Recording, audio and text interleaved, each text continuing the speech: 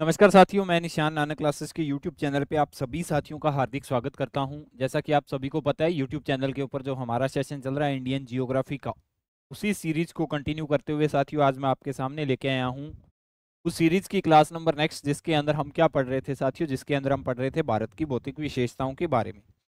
भारत की भौतिक विशेषताओं के बारे में हम पढ़ते थे साथियों, जिसके अंदर हमने क्या शुरू कर रखा था, प्रायद्वीपीय भारत शुरू कर रखा था। प्रायद्वीपीय भारत की बात करूं तो दो भागों के अंदर उसको बांटा था।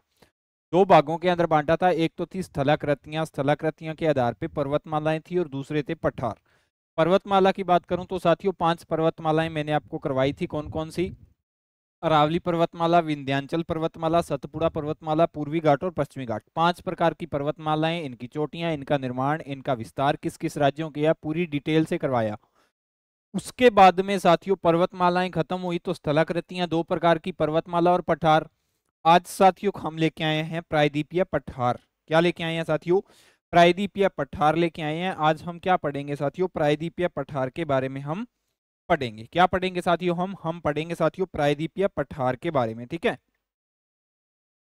प्रायद्वीपीय पठार की बात करते हैं तो साथियों सबसे पहले मैं आपको बता दूं, मैप के अंदर हम देखते हैं साथियों प्रायद्वीपीय पठार की लोकेशन। प्रायद्वीपीय पठार है कौन कौन से साथियों? तो मैंने आपको क्या लिखाया था, प्रायद्वीपीय पठारों की बात की थी तो मैंने इन सभी के सभी पठारों के बारे में आपको बताया था। ठीक है, सभी के सभी पठार हैं साथियों, इन सारे के सारे पठारों के बारे में मैंने आपको बताया था। 9 प्रकार के पठार मैंने आपको लिखाए थे, सारे के सारे साथियों आपके सामने हैं।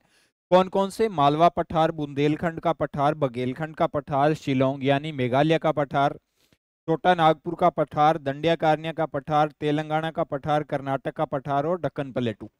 इन सब के बारे में साथियों मैंने आपको लिखवा दिया है। आज हम इनकी एक एक करके व्याख्या करेंगे साथियों। तो सबसे पहले व्याख्या शुरू करने से पहले साथियों मैं आपको एक बात बता दूं, व्याख्या शुरू करने से पहले हमें ये पता होना चाहिए ये पठार है क्या है, बनते कैसे हैं, किसको पठार बोलते हैं। ठीक है, तो आपको लोकेशन बताएंगे, लोकेशन के साथ साथ साथियों आपको ये भी बताया जाएगा किन किन से किस किस प्रकार से इनका निर्माण होता है। ठीक है, तो पठार की बात करते हैं तो साथियों हेडिंग लगा लेना पठार। क्या लगाओगे साथियों? पठार हेडिंग लगा लेना। पठार की बात करते हैं तो पठार कहते कितने हैं? सबसे पहले तो हमें ये पता होना चाहिए भी पठार, सर पठार हम पढ़ तो रहे हैं, पठार हम कहते किसे हैं। ठीक है, पठार की बात करते हैं तो साथियों पठार के अंदर आप क्या लिखोगे? पठार के अंदर ये लिखोगे धरातल का वह विशिष्ट भाग।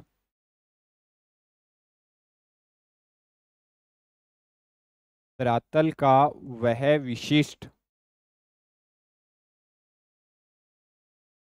भाग, जो धरातल का वह विशिष्ट भाग जो अपने आसपास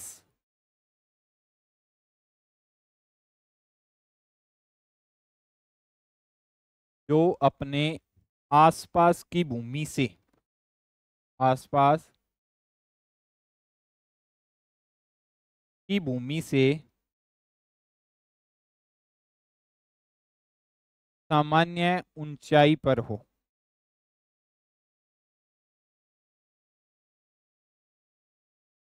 पठार कहलाता है।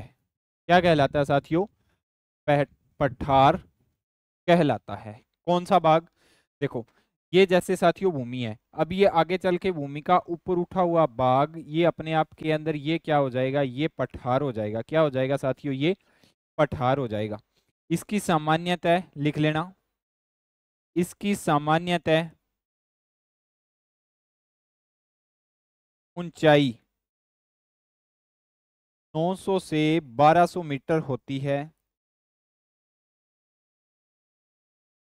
तथा यह ऊपर से समतल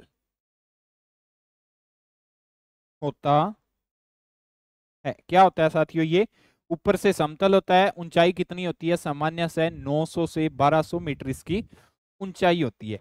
अभी देख लेना, पठार समझ में आ गया ना? भूमि का वह भाग जो सामान्यतः नॉर्मल जमीन से ऊंचा हो और ऊपर से समतल हो, और जिसकी ऊंचाई कितनी हो साथियों? सामान्यतः 900 से 1200 मीटर इसकी ऊंचाई होती है। ऊपर से ये क्या होता है? समतल होता है। पठार और पर्वत चोटी के अंदर अंतर होता है साथियों। पठार ऊपर से समतल होगा, पठार क्या होगा? पठार ऊपर से समतल होता है और पर्वत चोटी ऊपर से नुकीली होती है, तो इन दोनों के अंदर अंतर आपको पता होना चाहिए। ये क्या हो जाएगी साथियों? पर्वत चोटी हो जाएगी, ठीक है। और लंबी ये क्या हो जाएगी साथियों? पर्वतमाला। तीनों के अंदर आपको पता होना चाहिए किस किस प्रकार के अंतर हैं। पठार ऊपर से समतल होगा, चोटी ऊपर से नुकीली होगी और पर्वतमाला ऊपर सामान्यतः लंबी देखने को मिलती है, ठीक है। सामान्य से साथियों बिल्कुल आसान सी भाषा है पठार की। भूमि का वह भाग जो नॉर्मल सामान्य भूमि से ऊंचा हो तथा जिसकी ऊंचाई 900 से 1200 मीटर हो और ऊपर से समतल हो, अपने आप के अंदर क्या कहलाता है साथियों? पठार कहलाता है। क्या कहलाता है साथियों? अपने आप के अंदर ये पठार कहलाता है, ठीक है साथियों। अभी देख लेना, शुरुआत करते हैं साथियों। पठार की शुरुआत करने से पहले ये जो आपको बीच वाला एरिया नजर आ रहा होगा ना, इसको क्या बोला जाता है साथियों? सामान्यतः केंद्रीय उच्च भूमि बोला जाता है। आप बघेलखंड का पठार पढ़ोगे या बुंदेलखंड का पठार पढ़ोगे ना, तो उनको क्या बोला जाता है? बघेलखंड उच्च भूमि बोला जाता है या बुंदेलखंड उच्च भूमि बोला जाता है, ठीक है। उनके सामने नाम के आगे पठार नहीं लगता। इसको क्या बोला जाता है? इसको बोला जाता है साथियों केंद्रीय उच्च भूमि। अब ये केंद्रीय उच्च भूमि के अंदर 3 प्रकार के पठार पाए जाते हैं। कौन कौन से साथियों? एक तो आ जाएगा साथियों मालवा का पठार। कौन सा? मालवा का पठार। मालवा के जस्ट पठार के बाद में साथियों ये बुंदेलखंड का पठार आ जाएगा। कौन सा आ जाएगा? बुंदेलखंड का पठार आ जाएगा ये। बुंदेलखंड के बाद में साथियों ये आ जाएगा बघेलखंड का पठार। कौन सा आ जाएगा? बघेलखंड का पठार आ जाएगा, ठीक है। ये 3 प्रकार के पठार हैं साथियों। कहाँ पे पाए जाते हैं? ये पाए जाते हैं साथियों केंद्रीय उच्च भूमि के ऊपर पाए जाते हैं। और एक आ जाएगा साथियों इनका साथी, उसको बोला जाता है छोटा नागपुर का पठार। छोटा नागपुर का पठार। तो आपको ये चीज याद रखनी है साथियों, जो पूरे भारत के बिल्कुल बीच में पृथ्वी का वह भाग जो केंद्रीय भूमि कहलाता है, उसके ऊपर 3 प्रकार के प्लेटू पाए जाते हैं। मालवा का पठार, बुंदेलखंड का पठार, बघेलखंड का पठार और छोटा नागपुर का पठार। कितने? 4 पठार पाए जाते हैं। तो एक एक करके साथियों इनको पढ़ते हैं। तो हेडिंग लगा लेना साथियों, केंद्रीय उच्च भूमि।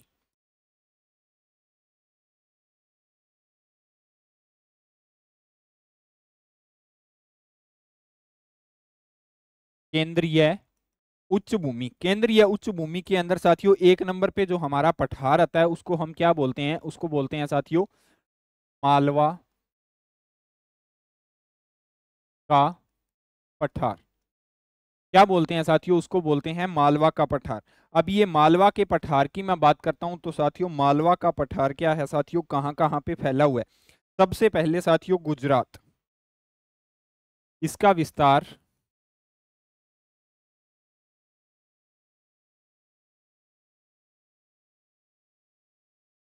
गुजरात, राजस्थान और गुजरात, राजस्थान और मध्य प्रदेश। गुजरात, राजस्थान और मध्य प्रदेश के अंदर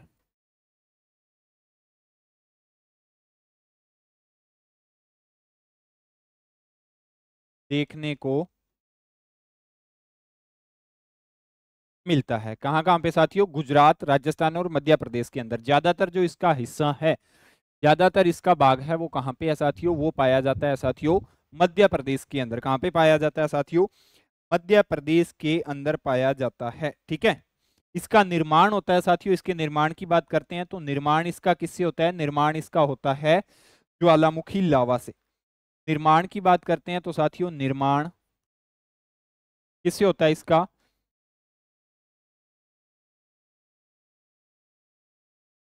इसका निर्माण ज्वालामुखी लावा से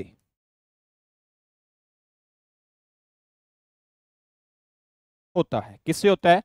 ज्वालामुखी लावा से होता है। आपको पता है ज्वालामुखी लावा से अगर इसका निर्माण होता है तो यहाँ पे साथियों क्या पाई जाएगी? ज्वालामुखी लावा से इसका निर्माण होता है, ठीक है। ज्वालामुखी लावा से इसका निर्माण होता है, जिसके कारण यहाँ पर काली मिट्टी ज्यादा पाई जाती है।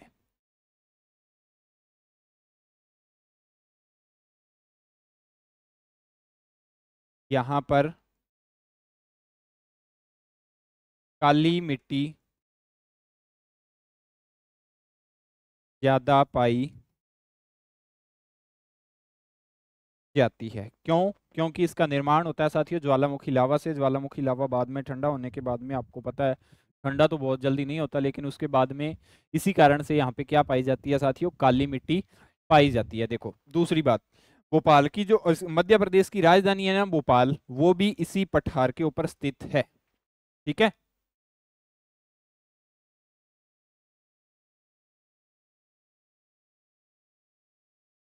मध्य प्रदेश की राजधानी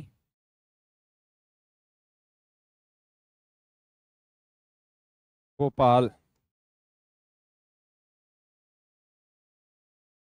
इस पठार पर स्थित है।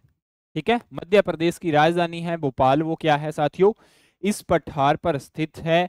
अब ये पठार के ऊपर स्थित तो है, लेकिन इस पठार के ऊपर साथियों दो नदियां निकलती हैं। कौन कौन सी? एक तो बेतवा और पार्वती नदी। इन दोनों नदियों के दोआब के अंदर स्थित है कौन सी? जो मध्य प्रदेश की राजधानी है उसका क्या नाम है साथियों? भोपाल। कहाँ पे स्थित है? बेतवा और पार्वती नदी के दोआब के अंदर। दोआब, दो नदियों के बीच के क्षेत्र को दोआब कहा जाता है। पुरानी क्लासों के अंदर साथियों मैंने आपको बताया हुआ है। ठीक है। इस क्षेत्र में बहने वाली नदियां कौन कौन सी हैं साथियों? इस पठार से निकलने वाली नदियां कौन कौन सी हैं, हमें ये पता होना चाहिए। तो चंबल,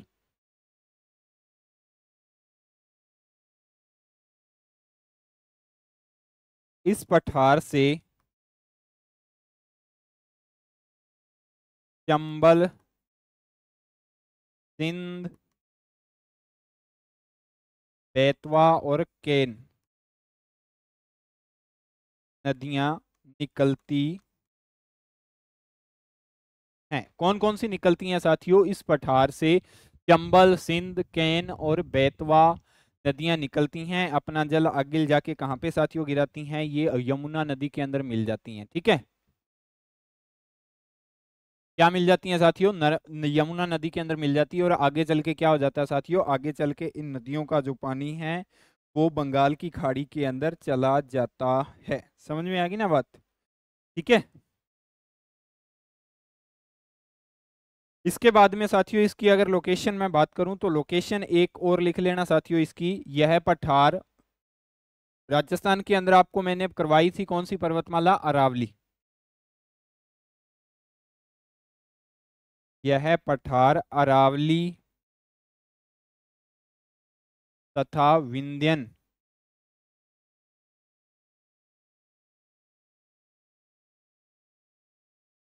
पर्वतमाला के बीच में स्थित है। बीच में स्थित है। ठीक है। केंद्रीय उच्च भूमि के अंदर चार प्रकार के पठार पाए जाते हैं, जिसके अंदर पहला पठार कौन सा है साथियों? मालवा का पठार। इसका विस्तार राजस्थान, गुजरात, मध्य प्रदेश के अंदर देखने को मिलता है। निर्माण इसका ज्वालामुखी लावा से होता है, जिसके कारण यहाँ पे साथियों काली मिट्टी पाई जाती है। मध्य प्रदेश की राजधानी भोपाल इसी पठार के ऊपर स्थित है। इस पठार से चंबल, सिंध, बेतवा, केन चार नदियां निकलती हैं। यह पठार अरावली पर्वतमाला और अरावली के साथ में कौन सी है साथियों? विंध्यन पर्वतमाला के विंध्यन पर्वतमाला के मध्य पाया जाता है। ठीक है साथियों। इसके बाद में साथियों मैंने आपको बताया था कौन सा? बुंदेलखंड का पठार। कौन सा करवाया था साथियों? बुंदेलखंड का पठार। देखो केंद्रीय उच्च भूमि के अंदर चार प्रकार के बताए थे मैंने।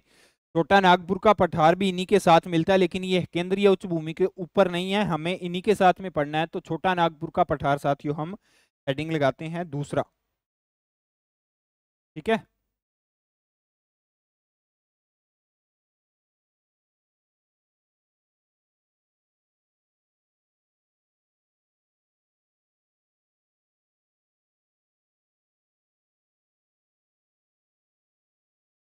बुंदेलखंड का पठार साथियों कौन सा? दूसरा आ जाएगा बुंदेलखंड।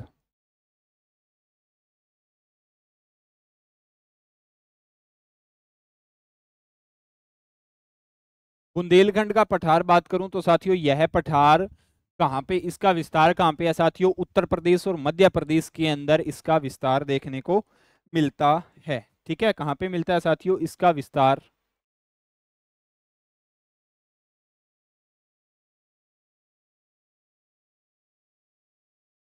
यूपी तथा एमपी में है। कहाँ पे है? उत्तर प्रदेश तथा मध्य प्रदेश के अंदर इसका क्या है साथियों, विस्तार देखने को मिलता है। अगर इसकी लोकेशन की बात करूं तो साथियों इस पठार के उत्तर से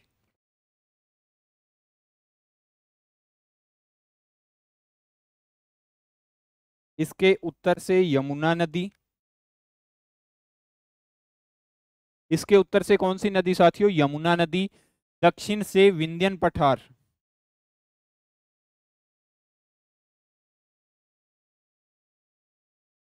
दक्षिण में विंध्यन पर्वतमाला,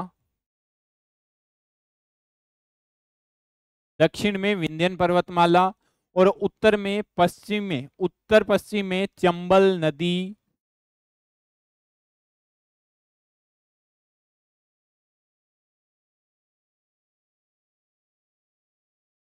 उत्तर पश्चिम में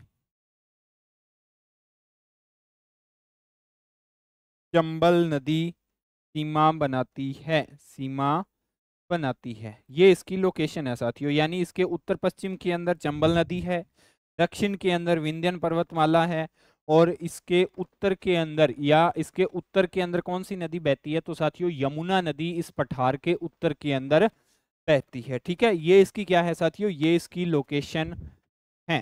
ठीक है, इसके बाद में इस पठार की बात करूं तो इस पठार में चंबल नदी महाखंड पाए जाते हैं। चंबल नदी के क्या पाए जाते हैं साथियों, महाखंड पाए जाते हैं। इंपॉर्टेंट बात है, इस पठार में चंबल नदी के महाखंड पाए जाते हैं।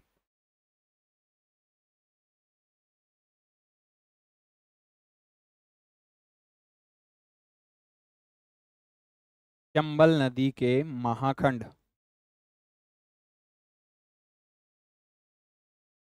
पाए जाते हैं। यह पठार किसका हिस्सा है, केंद्रीय उच्च भूमि का हिस्सा है। किसका हिस्सा है साथियों, केंद्रीय उच्च भूमि का हिस्सा है।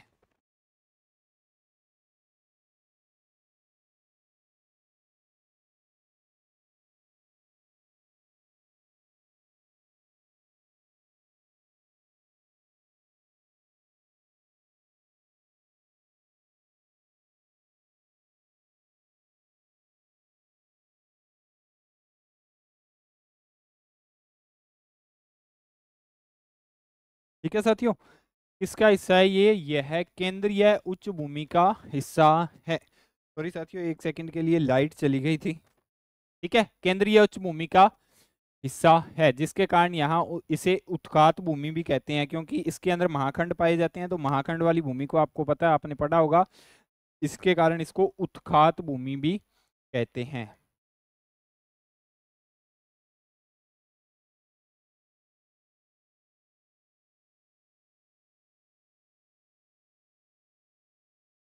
उत्खात भूमि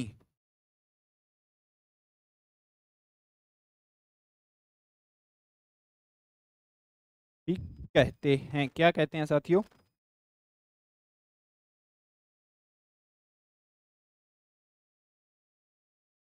क्या क्या कहते हैं इसको, इसको उत्खात भूमि भी कहते हैं। ठीक है, समझ में आ गई ना बात, इसको क्या कहते हैं साथियों, उत्खात भूमि के नाम से भी इसको जाना जाता है। तो दूसरा पठार कौन सा हमने पढ़ लिया, हमने बुंदेलखंड का पठार पढ़ लिया।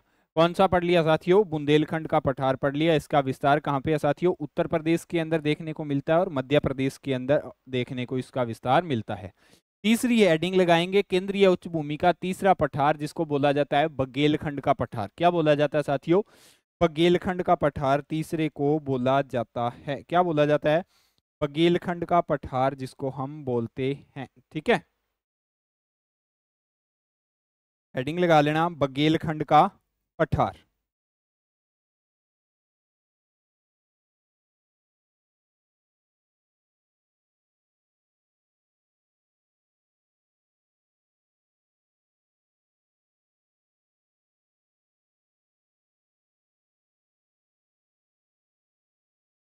बघेलखंड का पठार।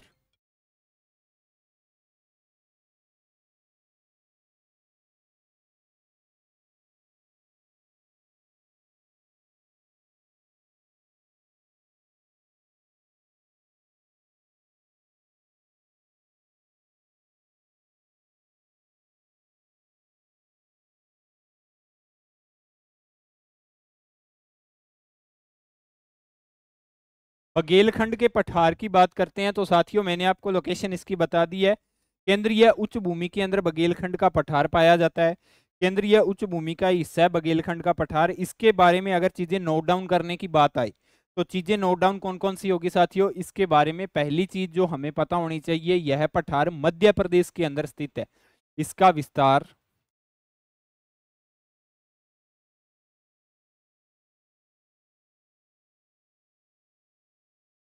मध्य प्रदेश में है। कहां पे है साथियों? मध्य प्रदेश के अंदर इसका विस्तार है। ठीक है।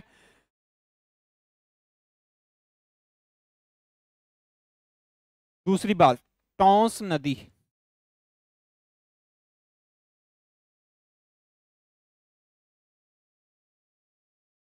बुंदेलखंड व बघेलखंड पठार को अलग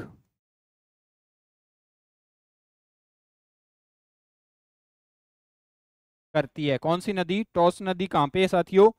मध्य प्रदेश के अंदर बुंदेलखंड और बघेलखंड के पठार को क्या करती है? अलग करती है। तीसरी बात साथियों, यहां लाल व पीली मृदा पाई जाती है। यहां लाल व पीली मिट्टी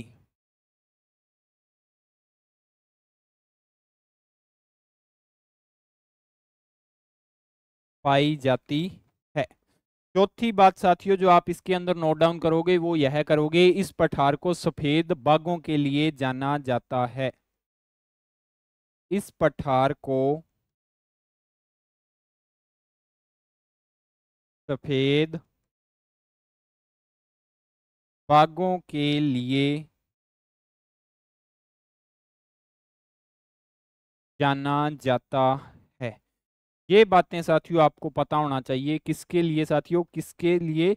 बघेलखंड के पठार के लिए। ये बातें सारी की सारी आपको क्या होनी चाहिए? पता होनी चाहिए। ठीक है। इसके बाद में साथियों जो चौथा पठार है केंद्रीय उच्च भूमि के साथ में ही है ये साथियों लगता हुआ, उसको क्या बोला जाता है? उसको बोला जाता है छोटा नागपुर का पठार। क्या बोला जाता है साथियों? छोटा नागपुर का पठार बोला जाता है उसको। तो हेडिंग लगाएंगे हम छोटा नागपुर का पठार। चौथा पठार है साथियों। 4 आज की क्लास के अंदर और 4 कल की क्लास के अंदर कवर कर लेंगे। तो चौथा लिख लेना साथियों, छोटा नागपुर का पठार। छोटा नागपुर का पठार। छोटे नागपुर की पठार की अगर मैं बात करता हूं तो यह पठार मुख्यतः झारखंड के अंदर स्थित है। कहां पे है साथियों? इसके बारे में अगर नोट डाउन करने के लिए आपको बोला जाए तो हम क्या क्या चीजें लिखेंगे साथियों जो एग्जाम की दृष्टि से इंपॉर्टेंट है? यह पठार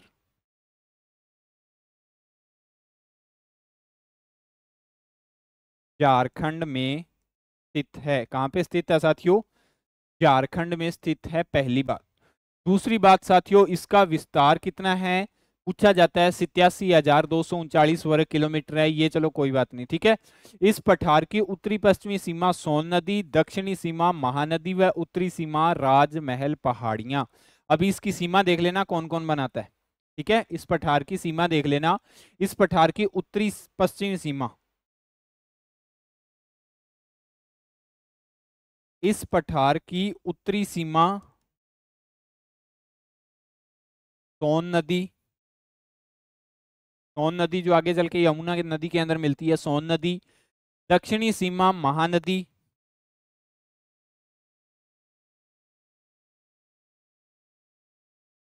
दक्षिणी सीमा महानदी, सोन नदी, दक्षिणी सीमा महानदी। इसके बाद में उत्तरी सीमा साथियों। ठीक है। ये उत्तरी पश्चिमी सीमा है। ये कौन सी है साथियों? उत्तरी पश्चिमी सीमा है। उत्तरी पश्चिमी सीमा सोन नदी, दक्षिणी सीमा महानदी और उत्तरी सीमा की बात करता हूं तो वो राजमहल पहाड़ी। उत्तरी सीमा राजमहल पहाड़ी व पूर्वी सीमा, पूर्वी सीमा इसकी कौन बनाता है साथियों? पूर्वी सीमा गंगा के मैदान द्वारा बनाई जाती है।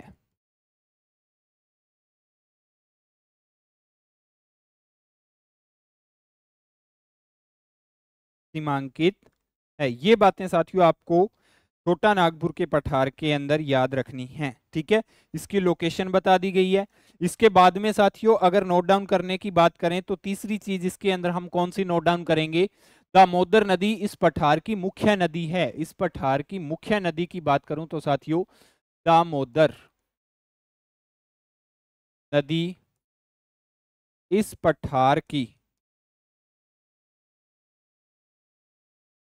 मुख्य नदी है। कौन सी नदी साथियों? दामोदर नदी छोटा नागपुर के पठार की मुख्य नदी है।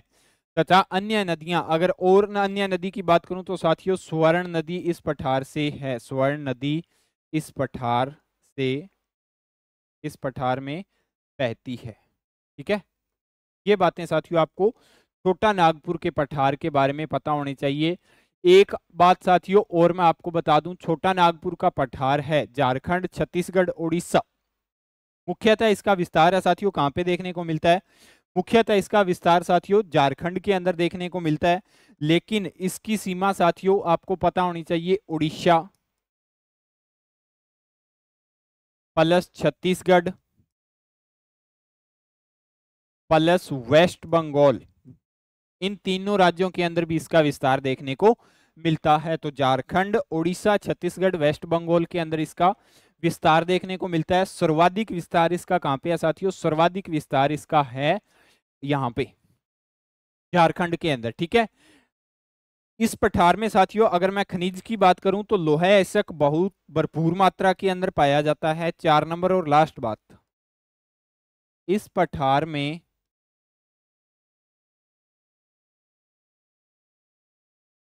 लोहा ऐसक भरपूर मात्रा में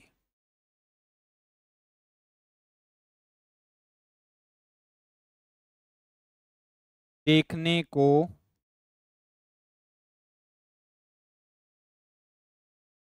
मिलता है। कहां पे साथियों? छोटा नागपुर के पठार से। ये बातें साथियों हमें याद होनी चाहिए। मुख्य नदी, इसका विस्तार, कौन सा खनिज अधिक मात्रा के अंदर पाया जाता है। तो केंद्रीय उच्च भूमि के अंदर 4 प्रकार के क्या थे साथियों? प्लेटू थे। कौन कौन से? मालवा का पठार, बुंदेलखंड का बुंदेलखंड का, छोटा नागपुर का पठार। 4 पठार साथियों पढ़ लिए कल की क्लास के अंदर। शिंगलोंग मेघालय का पठार, दक्कन पठार और कर्नाटक का पठार और दंड्याकारण्य का पठार हम पढ़ेंगे। ठीक है साथियों, तो ये थी हमारी आज की क्लास। लेकिन जाने से पहले आपको मैं बता दूं हमारे नाना क्लासेस ऐप के ऊपर वीडियो कोर्स चल रहा है। पशु परिचर का प्राइस मात्र और मात्र 299 रुपए है इसका, जिसके साथ में आपको टेस्ट सीरीज फ्री मिल रही है। Part A plus part B का पूरा वीडियो कोर्स 299 रुपए के अंदर आपके लिए अवेलेबल है। तो आप इसको परचेज करके अपनी सफलता क्या करें? सुनिश्चित करें। ठीक है साथियों, तो ये थी हमारी आज की क्लास। अगर आपको क्लास अच्छी लगती है तो क्लास को लाइक कीजिए, अपने दोस्तों के साथ शेयर कीजिए। अगर आप नानक क्लासेस की यूट्यूब चैनल पे नए हो तो चैनल को सब्सक्राइब कीजिए। मिलते हैं साथियों नेक्स्ट क्लास के साथ, तब तक के लिए जय हिंद, जय भारत।